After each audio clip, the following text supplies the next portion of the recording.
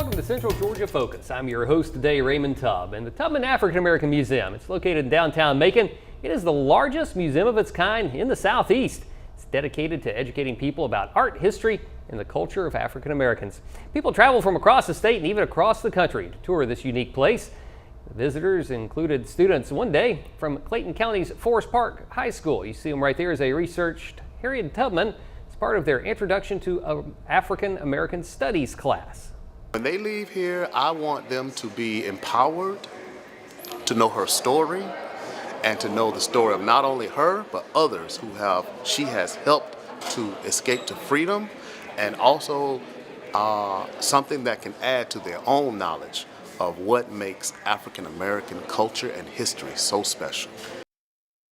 And our guest today to talk about the Tubman Museum's amazing collection of art, history, and culture is George D. Crawley Jr., the Tubman Museum Office of Education's Education Coordinator.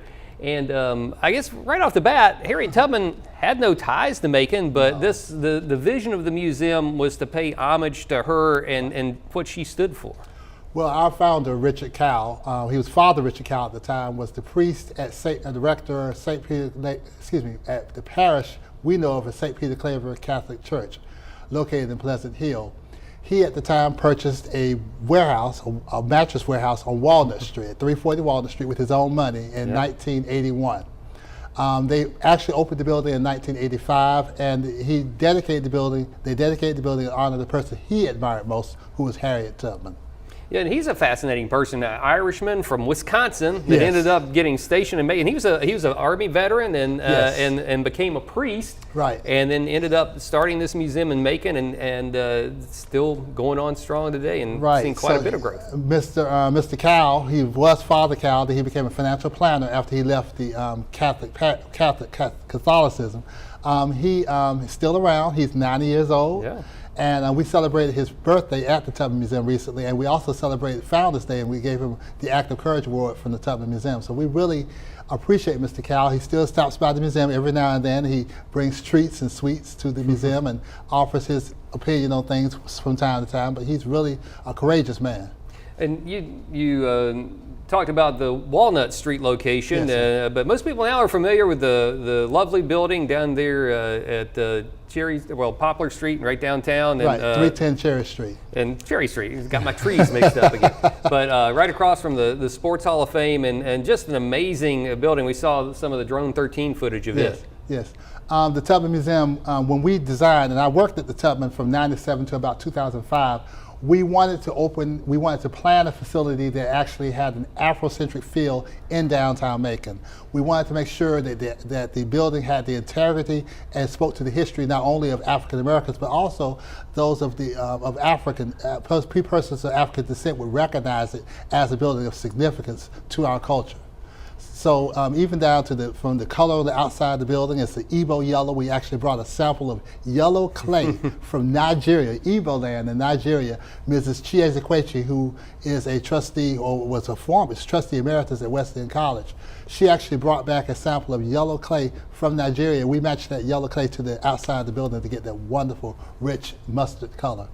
And the museum, I think a lot of people that live around here maybe don't get just what an amazing collection, what an amazing place it is. It is an awesome place. We have a wonderful fine art collection. You're not going to come to a black institution or any institution anywhere and walk off the street and see some of the most fine contemporary African American art. Folk art, one of the best folk art collections you'll see in the Southeast from an African American standpoint. We have our Harriet Tubman Gallery. We have our story of Ellen and William Craft, two runaways from Macon, Georgia. We are the home of the mural created by Wilfred Stroud, a local artist, a mural that tells the pictorial history of African American culture from ancient Africa to modern day America. And then we have our Inventors Gallery, we have our Changing Galleries, and of course we are the exclusive home of the Tyler Perry exhibit. Yes, and of course he's world renowned and well known as well. Right. And not to mention, speaking of world renowned, we have artifacts dealing with James Brown, Otis Redding, Little Richard, We have information on Jimi Hendrix, when Jimi Hendrix came to Macon, Georgia. Right. Lena Horne came to Macon, Georgia. We have these great stories of Macon's great music history. J-Mo from the Allman Brothers, and so many others. We have that story at the museum, as well as the new James Wimberly Institute, which is a reading room and resource center. We have a children's reading resource center and an adult reading room, and we combined a large part of rare books to make that collection possible. And these days, there's I think a greater appreciation, more of a drive to get into African American history and some of the heritage and a lot of the history that was lost through the years, and trying to reclaim that and showcase it. But in a way, the Tubman was doing that 20 years before it was the cool thing to do. Yes, sir. The story of Ellen William Craft, for instance, a lot of people didn't know of that story. We would hear about it, but we didn't have anything, written documentation. So the Tubman's first book, published in 1996, I believe it was, the Macon's Black Heritage Untold Story by Dr. Catherine Meeks, delved into a lot of those stories that we knew as oral traditions. We heard it from our parents or our grandparents during Christmas time, and Thanksgiving they would repeat it over and over again. That book gave us a chance to anchor those stories in our community, and we're very thankful to Dr. Meeks, Carrie Pickard, and others who thought it was just that important to get those stories out there. So for somebody that maybe lives around here, hasn't been before, you walk into the Tubman, what are you going to find? What are you going to see? Awesomeness. I mean, I love the Tubman. I mean, every day I'll come into that building, you're looking at a piece of my story, of our history, of our collective history as African Americans, as Southern people. The motifs in terms of the architecture are African and Southern. We have columns. We have the crown at the top of our building. But what you'll see is a place that I call home. So that's what you'll see when you come to the Tubman. And there's so much art and history in there too. Yes, we have a wonderful, speaking of history, we have our African American Untold Stories Gallery, and that is based off of Dr. Meeks' book. Thank you for reminding me. Yes. That's your job, right? That's it. But you go in there and you'll learn about Jefferson Franklin Long, you'll learn about Rodney Davis, you'll learn about Frank Johnson. Yes. You'll learn about the Girl Scouts, the integration of public schools here in Bibb County. You also learn about some things you might not want to talk about, such as the chain gang, sharecropping, things like that. All that's located in our local history gallery. It sort of tells a compelling story. And we're going to have some updates coming in at Black History Month. We'll have some updates to our galleries and our exhibitions at the Tubman. Of course, Rodney Davis, Macon's Medal of Honor recipient, and then Frank Johnson, the unofficial mayor of Unionville, and the mayor of Unionville. Actually marched at the Edmund Pettus Bridge and was always such a big part of the MLK Day marches. And he's also a Mumford Point Marine too. He helped to integrate the Marine Corps. We actually found 2 more Mumford Point Marines since they were honored by President Obama with the Congressional Gold Medal. So we have all those stories to tell. And some amazing groundbreakers from Macon for sure. Yes, sir. Yes, and you can find their stories at the Tubman. You can find much more too, and we're going to get into that in just a few minutes as Central Georgia Focus continues.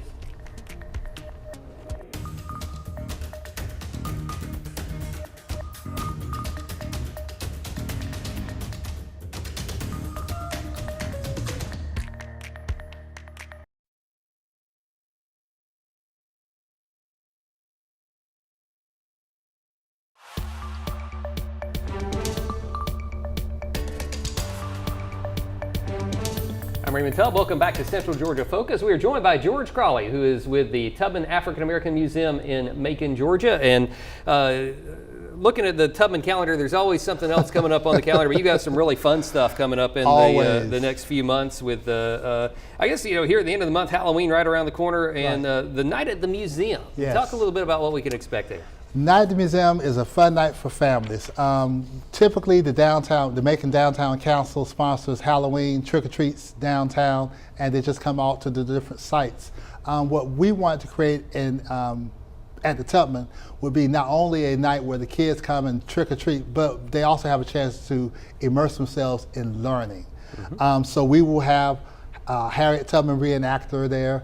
We'll have other historic figures there. We'll have some cosplay. We're looking forward to some cosplay, children's active games, things like that. So we'll have the typical fall carnival kind of play, but we'll also have some historical figures. Sort of think of the movie Night at the Museum, yes. sort of think of it as a black experience of that version. Very good. And yeah, it should be a really fun time. And again, that's coming up actually on Halloween night. Halloween night on the 31st, yes, and from yes. 4 until 7. Right, so this will be our second go-around of Night at the Museum, and we look forward, we had about 300 kids last year, so we're looking forward to more folks coming through this year. Hopefully more people and volunteers can sign up if they call it the museum.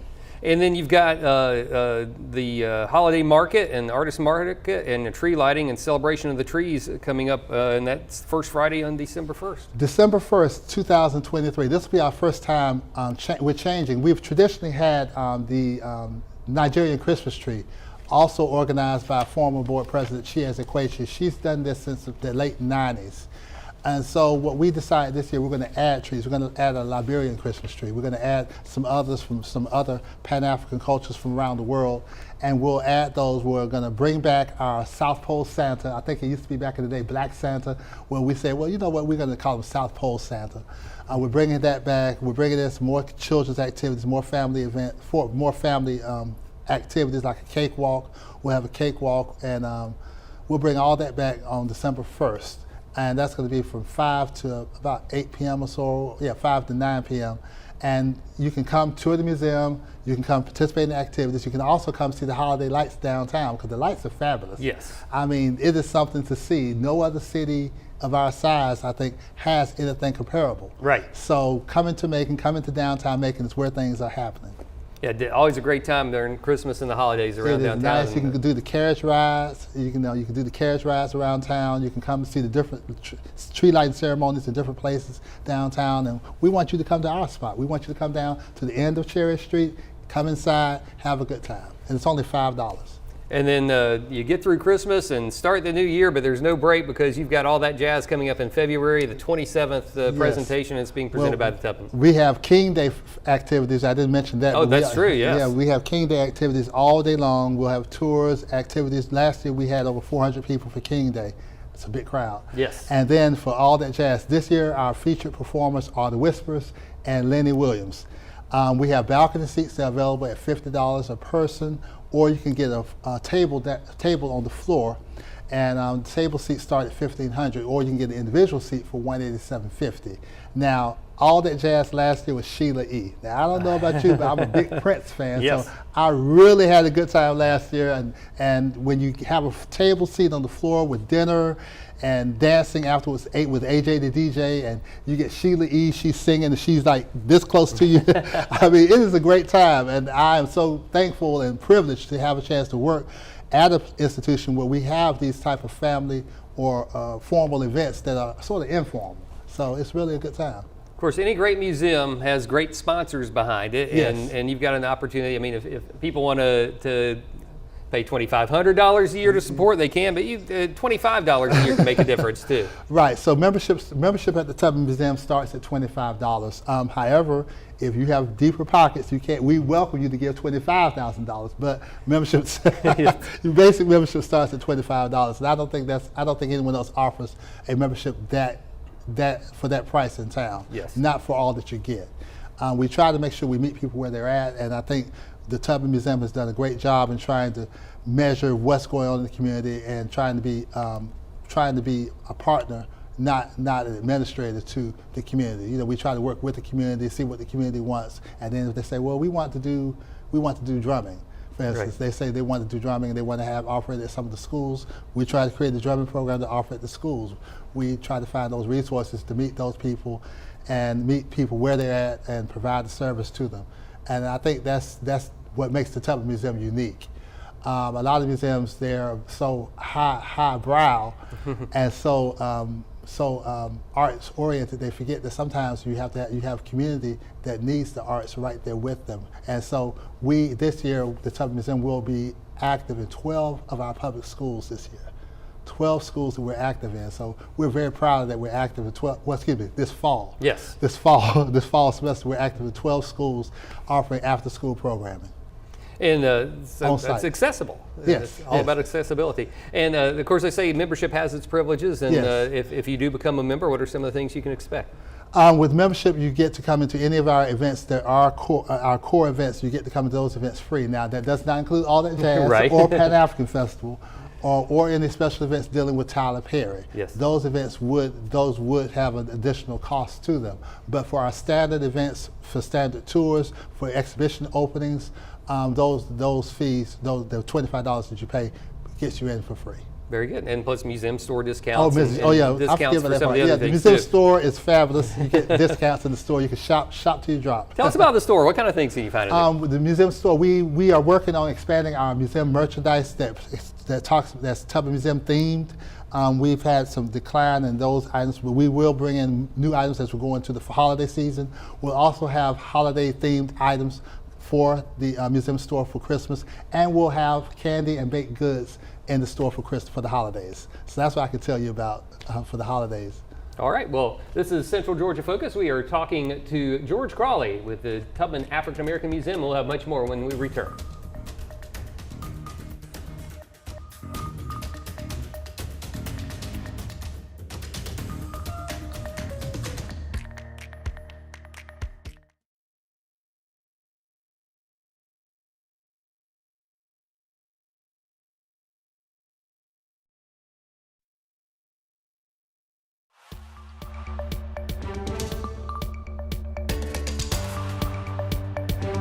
Welcome back to Central Georgia Focus. We are talking about the Tubman African American Museum and such a great museum site. Right. And again, I feel like a lot of times museums are not appreciated by their hometowns always as much as they are from folks from around, because you get a lot of visitors. We saw the tour group of students from Atlanta. You get people from all over the country that All over the world. go out of their way, in the world that want to see what's at this museum. Well, if we're talking about where we get visitors almost weekly from California, from Florida, and believe it or not, overseas, one of our biggest groups that come from overseas are people coming from London. Okay. We get a lot of people from London, people from, of course, from the African countries, but mostly European countries such as London, and a couple of times from France. So, but most of our visitors are actually not in town. Most of them are people who are coming from out of town, coming from DeKalb County, Clayton County, Henry County has been making remarkable inroads into coming to Macon to shop and to visit the Tubman Museum. Right now, we're focusing on trying to expand our group tours going into the schools. Yeah. So we're focused mostly on traditionally on Bibb and Houston County. Under our new strategy with my core volunteers, we're working to expand up 75, hitting some of those school districts that we know sometimes are not marketed to. Yes. So we've gotten some good results from those. And what are some of the big draws? I guess just about every museum has its thing that people want to see or that really sticks with them. What is it at the Tubman? Harriet Tubman. Yes. Harriet Tubman. Since people started talking about, especially once, because people are anticipating seeing Harriet Tubman's image on that $20 bill. Yes. People are understanding more about the Underground Railroad and the different locations and connections. So people are wondering, will say, why is it that Macon, Georgia has a Tubman Museum there? And so they're coming to see the Tubman Museum. They're coming to explore what's to offer. The other thing I have to admit is the Tyler Perry exhibit. People want to see more of Tyler Perry, and we had a chance about a month ago, to visit on a private tour of Tyler Perry Studios. Magnificent. Yes, the work that this man is doing or has created for people in the state of Georgia. Because not his most recent movie, but Jasmine Blues was filmed in Macon, Georgia. And other films, it's influenced others. Oprah Winfrey brought The Color Purple back home to Macon, Georgia. I mean, who's doing that? Mr. Perry is. Yeah. And so for him to take Fort McPherson and make Fort McPherson part of Fort McPherson into this magnificent movie studio and build things from the ground up, and then have the audacity to choose Macon, Georgia as his first exhibit to celebrate his 25 years in movie, film, and television. It's groundbreaking, and it's exciting. And so people are coming to see what's going on. What is it in particular that's happening in Macon, Georgia that makes an Otis Redding, a Lena Horne, a Little Richard, Jason Aldean, even though some people have some issues with Jason Aldean right now. But what makes all these people gravitate towards Macon? What makes Tyler Perry come to Macon to show off some of his first plays? What makes these people? What did make Oprah to do her first show in Macon? I can tell you, places like the Tubman Museum. That's why. Yeah. We have a sincerity and a complexity and a simplicity that people want to learn about, and so they're coming to the Tubman to learn it. And we're telling them, Macon is a great place. Come on down to visit us. And if you're not having a good time, if you're having a good time visiting us, come on and join us. Become a member of the museum. And Tyler Perry, not just a great African American success story, he's a great American success story. Yes, this is a man that came pretty much had hit rock bottom and has grown into a huge movie and television production empire. The exhibit is set up to encourage you, and he tells you about how he started off with nothing. And I think he tells his story. I think he's receiving a BET. Matter of fact, I know he's receiving a BET award, and he's telling the story of how he provides himself as a means to help people cross. He's trying to help someone get across, and so the entire theme of the exhibit is how to help people get across. How do you help people how do you become who you want to become in life? So it's an amazing story. What is, I don't want to say God, but let's say higher power. How can you use your higher power to make you reach that goal that you have? And don't forget that if you have a goal to become a football player, a basketball player, a writer, an author, a teacher, astronaut, don't forget that you have other people waiting to see your success. And so how are you making that success possible? So when the kids come through, I ask them, especially high school students, if we have a tour that's a small group, I say, what do you plan to be in life? And before they can get into Tyler Perry, the question is, what's your goal? What do you want to be in life? And if you want to be that in life, how are you going to get there? So anyone comes through, a football player, basketball player, writer, rapper, because a lot of them say they want to be a rapper or a sports artist, a sports star. I say, well, how are you going to get there? Are you reading on grade level? Right. How can we help you get reading on grade level? If you're one of my kids, a Tubman kid, I said, well, let's make sure. I think one of the things we offered during our Heritage Camp this past year in 2021, we worked on sight words constantly. And so when we have students in the building, we are always asking, okay, well, let's go over sight words with this group here. Let's start with the 5 and 6-year-olds. Let's make sure they're ready for pre-K in the fall, or kindergarten in the fall, first grade. So that's what we offer during our summer camp program. But that's what that type of passion for our kids and our community, or wherever you come from. If you come into the building, you're part of our community, you're part of our family, and that's what Mr. Perry has accented as well. Well, the Tubman's gone from the dream of a priest that scraped together his money to buy a warehouse downtown, and it was in that small warehouse to this big, beautiful building downtown. Thank you so much. What does the future hold for the Tubman? We hope to continue to expand our education programs. We hope to expand our content within the building. We have a large part of our collection that we have not been able to show, so we're looking forward to filling in all the empty spaces that we have now. We're looking forward to some projects. I can't really say completely what we're planning, but we are changing our exhibitions. I know everyone knows that Jeff Bruce, our longtime curator, he's moving on to some other projects, but he's still, one thing about the Tubman, you may leave, but you're not going far. You're telling me this is your third time back? This is my third time back, yes. I worked from 97 to 2005, worked for a short period of time around 2018, and our first African-American executive director, full-time, Harold Young, called and asked me to come back. So I'm very thankful for that, because sometimes the third time around makes you really appreciate and understand things. All right, well, thanks a lot for joining us, and we'll see you back here next week for Central Georgia Focus.